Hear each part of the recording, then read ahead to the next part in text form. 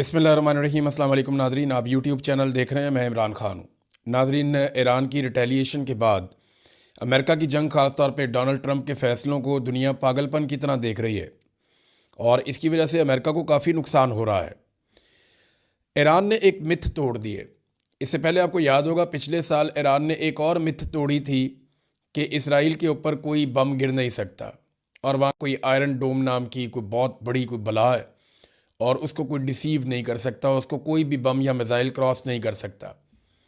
हम ये बात जो है वो कई सालों से सुनते चले आ रहे थे, पूरी दुनिया इसमें बिलीव करती थी। लेकिन ईरान ने ख़ास तरीके से वहाँ पे बम मारे, ड्रोन्स मारे। वो तरीक़ाकार ये है कि ये स्लो और तेज़ रफ्तार हथियारों को इकट्ठा भेजते हैं। यानी पहले स्लो रफ्तार, जो बहुत कम रफ्तार है जिनकी हथियारों की, जैसे ड्रोन्स हैं, उनको भेजते हैं। फिर उनके बीच में जब वो पहुँचने वाले होते हैं बिल्कुल करीब, फिर पीछे से तेज़ रफ्तार हथियारों को भेजते हैं। तो ये धोखा देते हैं, डिसीव करते हैं और एक जंगी हिकमत अमली है।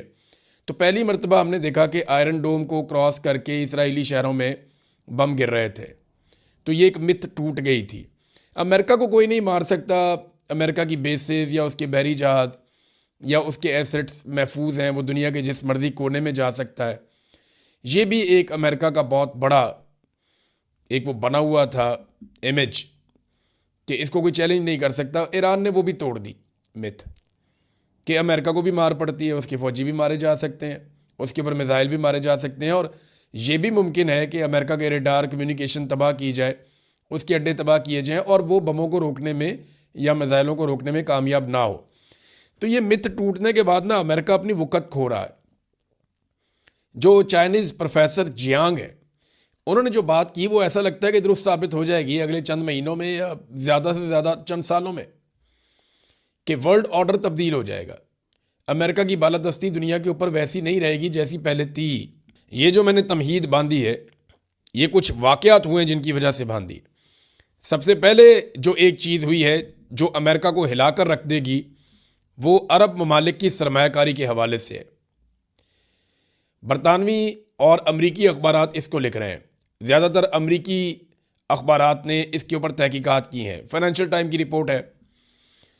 वो ये कहते हैं कि जो अरब ममालिक ने सरमायाकारी की है अमेरिका में और जो मुआहदे कर रखे हैं अमरीकी कंपनियों के साथ, और इसके लिए डोनाल्ड ट्रंप ने बड़ा काम किया था।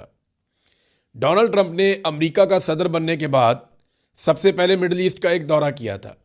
सऊदी अरब, यूएई, कतर, आपको याद होगा इन मुल्कों में गए थे। और तब डोनाल्ड ट्रंप को लगभग $2 ट्रिलियन से ज़्यादा की इन्वेस्टमेंट के वादे हुए थे, MOU साइन हुए थे, फिर मुआहदे भी हो गए थे बहुत सारे। तो ये पैसा अमेरिका की इकॉनमी को बहुत ज़बरदस्त तरीके से उठा सकता था। अब अरब ममालिक का पैसा अमेरिका में इन्वेस्ट हो जाए तो ये तो अमेरिका को बहुत फ़ायदा है। लेकिन इस वक्त जो रिपोर्ट आई है वो ये कह रही है कि 4 अरब ममालिक में से 3 ऐसे हैं जो बहुत सारे मुआहदे अमेरिका के साथ मुअत्तल करने जा रहे हैं इस जंग के नतीजे में। यानी अरबों को ये प्रॉब्लम हो गया ना कि ये तो हमारा तहफ़्फ़ुज़ ही नहीं कर सकते। अमेरिका को पैसा क्यों देते थे, वहाँ पे इन्वेस्टमेंट क्यों करते थे? इन्वेस्टमेंट अब चाइना में कर सकते हैं, यूरोप में कर सकते हैं, ये इन्वेस्टमेंट अपने ममालिक में कर सकते हैं, पाकिस्तान इंडिया में इन्वेस्टमेंट कर सकते हैं। यहाँ पे तो मुनाफा भी बहुत है, लेबर भी सस्ती है।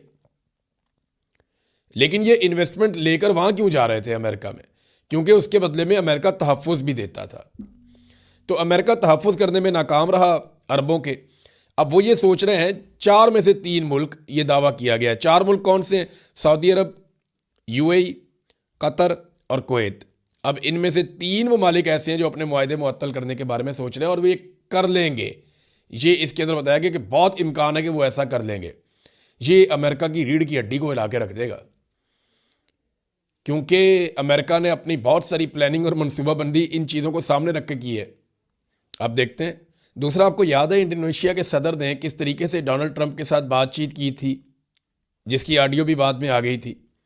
यानी शहबाज शरीफ के बाद अगर किसी आदमी ने सबसे ज़्यादा नंबर कमाए हैं और कमाल किस्म की डोनाल्ड ट्रंप की बूट पॉलिश की है तो वो इंडोनेशिया के सदर ने की है। अब वो इंडोनेशिया भी आंखें दिखाना शुरू हो गया है और जो स्टेटमेंट आया इंडोनेशिया के वज़ीर ख़ारजा की जानिब से, वो स्टेटमेंट सुनने वाला है।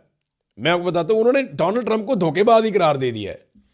यानी ट्रंप ने जनवरी 2026 में बोर्ड ऑफ पीस बनाया, जिसका मकसद गजा में अमन कायम करना था। इंडोनेशिया इसमें शामिल हुआ, फौजी भेजने का वादा किया और तजारती रियायतें भी दी। लेकिन मार्च 2026 में अमेरिका और इसराइल ने खुद ईरान पर हमला कर दिया, जिससे पूरे इलाके में जंग भड़क उठी। इस पर इंडोनेशिया के वजीर खारजा ने बोर्ड ऑफ पीस की तमाम बातचीत मुअत्तल कर दी और सदर प्राबोवो ने कहा कि अगर ये बोर्ड फ़लस्तीनियों के लिए फ़ायदेमंद साबित ना हुआ तो इंडोनेशिया इससे निकल जाएगा। इंडोनेशिया का कहना है कि जो प्लेटफॉर्म अमन के नाम पर बना था उसी के बानी ने नई जंग छेड़ दी है, यानी धोखा हुआ है। अब आप अंदाज़ा करें कि इंडोनेशिया जो थोड़ा अरसा पहले तक उनका सदर जो है वो टका के जूते पॉलिश कर रहा था, अब वो खड़ा हो गया। और ये जुर्रत उसको कैसे आई? वो ईरान से आई। उसने देखा कि ईरान कुट रहा है अमेरिका नू, हम इनको क्या समझते थे, ये क्या निकल आए। और उसके बाद उन्होंने ये भी देख लिया कि मिडल ईस्ट के लोग भी उनके खिलाफ हो रहे हैं, वो भी ये सोच रहे हैं कि हमारे तहफ़्फ़ुज़ में नाकाम रहे। तो डोनाल्ड ट्रंप के लिए बहुत कुछ लूज़ होता हुआ दिखाई दे रहा है, अमेरिका के लिए भी। जबकि पाकिस्तानियों को अभी तक होश नहीं आई। पाकिस्तानियों का प्रॉब्लम ये नहीं है ना, पाकिस्तानी जो गवर्नमेंट है उसका प्रॉब्लम कोई फॉरेन पॉलिसी या ये चीज़ें नहीं है, वो तो कोई भी हुकूमत होगी चला ही लेगी।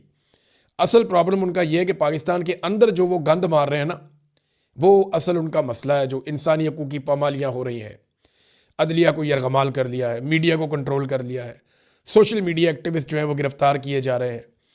तो जो पाकिस्तान के अंदर ख़वातीन के साथ जुल्म और बर्बरियत, जबरी गुमशुदगियाँ हो रही हैं, सियासी मुखालिफिन के साथ जो किया जा रहा है, और पाकिस्तान की फौजी अदालतें बना के सजाएँ दे रही है, और जो पाकिस्तान की मिलिट्री एस्टेब्लिशमेंट ने कंट्रोल किया, ये चीज़ें पाकिस्तान के अंदर जो है इस कंट्रोल को कायम रखने के लिए और सबसे बड़े मुखालिफ इमरान खान को दबाने के लिए पाकिस्तान सारा कुछ कर रहा है। जो मौजूदा रजीम है इसका कोई उसूलों के साथ ताल्लुक़ नहीं है, पाकिस्तान के फ़ायदे नुकसान की बात नहीं है। पाकिस्तान के अंदर जो मुसल्लत टोला है वो अपने मफाद के लिए सारी पॉलिसी बना रहा है। एक और चीज़, ये तो हो गया इंडोनेशिया, पाकिस्तान को तो होश आनी नहीं है। अमेरिका और इसराइल ने मुसलमान मुल्कों को लड़ाने की भी एक कोशिश की, उसमें भी नाकाम हो गए। यानी सऊदी अरब ने खुद ईरान के हक में स्टेटमेंट दे दिया, यूएई ने भी कह दिया कि हम अपनी सरजमीन अब इस्तेमाल नहीं करने देंगे ईरान के खिलाफ। ये बड़ी खुशाइंद बात है। जिन ममालिक को, यानी तुर्की को, अज़रबैजान को, इराक को, यूएई को, कतर को, सऊदी अरब को, इन तमाम ममालिक को मिलाकर ईरान से लड़ाने की कोशिश की गई, लेकिन कामयाबी नहीं हुई, ना अमेरिका को ना इसराइल को। हाँ, सिर्फ पाकिस्तान और अफगानिस्तान को लड़ाने में अमेरिका कामयाब हुआ, और वो भी पाकिस्तान के हुक्मरान क्यों लड़ते हैं वो आप जानते हैं अच्छी तरह। प्यूटन ने एक स्टेटमेंट दिया डोनाल्ड ट्रंप के बारे में और अमेरिका के बारे में, और देखिए हालात ऐसे पैदा हो गए हैं कि अमेरिका अकेला होता चला जा रहा है। मैं बताता हूँ कैसे। प्यूटन ने कहा कि अमेरिका ने किस खुशी में इराक, शाम और लीबिया पर हमला किया। सिक्योरिटी काउंसिल की पाबंदियां अमेरिका पर क्यों लागू नहीं हुई? अमेरिका के लिए बैनुल अक़वामी कानून यही है कि वो जो चाहे कर सकता है, उसने बस फैसला किया और जंग कर दी। अमेरिका जो चाहे करता है और किसी से जवाबदेह नहीं होता, ये प्यूटन ने कहा। देखिए ना, दुनिया का कोई भी मुल्क जैसे ही जंग करता है जी पाबंदियाँ, ये हथियार बनाए पाबंदियाँ, ये वाला वेपन क्यों ले आए पाबंदियाँ, यहाँ पे आप क्यों आगे पाबंदियाँ। अमेरिका पे कभी कोई पाबंदी लगी है? वो सिर्फ पाबंदियाँ लगाता है, उसके ऊपर पाबंदी नहीं लगती, जो मर्जी करता रहे। वो एक मुल्क का सदर ही उठा के ले गए बीच में से, कोई पाबंदी नहीं, किसी ने पूछा ही नहीं। एक मुल्क के अंदर जेनोसाइड कर रहे हैं। ईरान में 200 अहदाफ को निशाना बनाया पिछले 24-48 घंटों के अंदर, 36 घंटों में लगभग 200 अहदाफ, और सिविलियंस का कत्लेआम किया है। 200 तो सिर्फ बच्चे शहीद हो गए अब तक की इतला के मुताबिक ईरान में, और ये जेनोसाइड है, यानी नस्लकुशी कर रहे हैं ईरानियों की, जैसा गजा के अंदर किया गया इसराइल की जानिब से। तो ये प्यूटन ने निशानदेही की है। अच्छा, इसमें ना अक़वाम मुत्तहिदा के सेक्रेटरी जनरल एंटोनियो गुतेरेस का एक स्टेटमेंट आया, और उन्होंने कहा जी पिछली कई दहाइयों में एटमी हमले का इतना ख़तरा नहीं था, या एटमी हथियारों के इस्तेमाल का इतना ख़तरा नहीं था जितना ख़तरा अब है। ये स्टेटमेंट बहुत अहम है। देखिए, ईरान क्या एटमी धमाका कर सकता है? मैं एटमी हमले की बात नहीं कर रहा, एटमी तजर्बे यानी एटमी धमाके की बात कर रहा हूँ। तो बिल्कुल अब ईरान के पास पूरा जवाब मौजूद है। लेकिन अगर ईरान ने बार बार के हमलों से और लड़ाई से बचना है तो उन्हें एक ऐसा हथियार अब चाहिए होगा जिससे इसराइल की बोलती बंद हो जाए। यानी अगर ईरान के पास एटम बम हो तो इसराइल कभी भी उसके साथ झगड़ा नहीं करेगा, पटाखा भी नहीं चलाएगा। वो यही सोचेगा कि ये तो इनको मारने की आदत है ईरानियों को, ये तो मारते हैं आगे से, ये नूरा कुश्ती तो नहीं करते।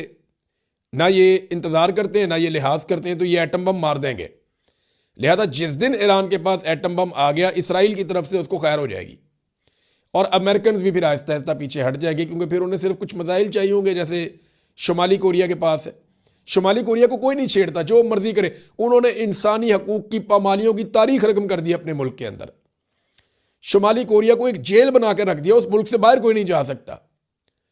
वहां पे एक आदमी कोई हुकूमत के खिलाफ कोई चीज करे तो पूरा का पूरा खानदान उठाते हैं। वो अजीब किस्म का मुल्क है वो, लेकिन कोई पूछ नहीं सकता, बात ही नहीं कर सकता, क्योंकि एटम बम है, मिसाइल है।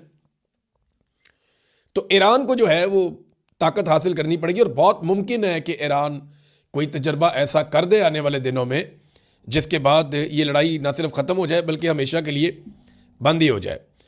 फिर ट्रंप ने ना एक दावा किया था शुरू में, और ये अब आलमी सतह पे मीडिया पे छप रही हैं चीज़ें, यूरोप में ये चीज़ें बहुत छप रही हैं कि ट्रंप ने पहले सबसे ना कुछ ममालिक को ये कहा था कि हम 4 दिन के अंदर ये जंग ख़त्म कर देंगे। ट्रंप का अंदाज़ा भी यही था। फिर बाद में कहा नहीं जी, हमें 4 हफ्ते लग जाएंगे, और अब पेंटागन ये बता रहा है कि इसमें 6 महीने भी लग सकते हैं। तो ये वाकई एक दलदल बनती जा रही है अमेरिका के लिए, ट्रंप के लिए। और कतर ने खबरदार किया है, कतर के जो वज़ीर तवानाई हैं उन्होंने कहा जी अगर ये सूरत हाल जो इस वक्त बनी हुई है आबनाए हुर्मुज़ में, अगर ये सूरत हाल प्रलॉन्ग कर जाती है 2-3 हफ्ते, ज़्यादा टाइम नहीं बता रहे, अगर 2-3 हफ्ते ऐसा होता है तो इसके नतीजे में क्या होगा? इसके नतीजे में आलमी मंडी में पेट्रोल की कीमत दोगुनी हो जाएगी। यानी जो 68 पे प्राइस थी जंग शुरू होने से पहले, वो $150 तक वो कह रहे हैं चली जाएगी फ़ी बैरल।